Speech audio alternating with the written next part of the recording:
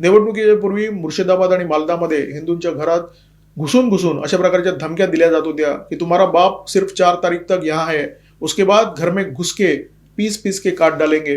हिंदूंच्या घरी शिरून मुस्लिम गुंड अशा प्रकारच्या धमक्या देत होते. आता ज्यांनी तृणमूल काँग्रेसच्या गुंडांचे हे ताप सहन केले, ज्यांनी हे भोग भोगले, त्या हिंदू महिलांनी, हिंदू पुरुषांनी या तृणमूल गुंडांच्या आरत्या वळणं किंवा त्यांची पूजा बांधणं अपेक्षित आहे का? आज हिंदूंचा संताप बाहेर पडतोय, हिंदू घराच्या बाहेर पडलेला आहे आणि या तृणमूल काँग्रेसच्या कार्यकर्त्यांना, पदाधिकाऱ्यांना चांगला चोप देताना दिसतोय. टॉलीजंग, कसावा, बुरईपूर, मालदा इथे तृणमूल काँग्रेसच्या पदाधिकाऱ्यांना, कार्यकर्त्यांना हिंदूंनी चांगला चोप दिल्याच्या घटना आहेत आणि या घटनांचं समर्थन झालं पाहिजे. हिंदूंचा संताप बाहेर पडतोय. निवडणुकीचा निकाल जाहीर झाल्यानंतर पश्चिम बंगालमध्ये जे परिवर्तन दिसतंय, किंबहुना जे परिवर्तन गेल्या 24 तासामध्ये घडलंय, ते परिवर्तन अभूतपूर्व अशा प्रकारचं परिवर्तन आहे. कोलकातामध्ये एक मैदान तृणमूल काँग्रेसच्या पदाधिकाऱ्याने किंवा गुंडाने म्हणू शकता कब्जा केलं होतं. तिथे तरुण मुलं शिरली आणि तो सगळा कब्जा त्यांनी हटवून टाकला. हे मैदान पुन्हा तरुणांनी ताब्यात घेतलं.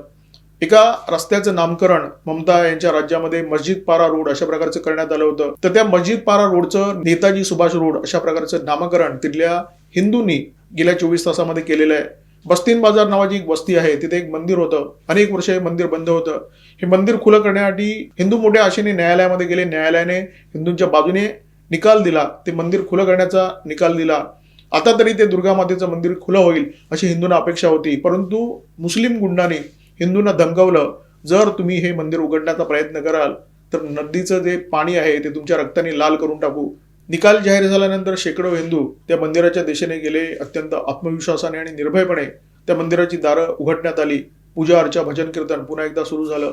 हे परिवर्तन पश्चिम बंगालमध्ये काही तासात घडलेलं परिवर्तन आहे.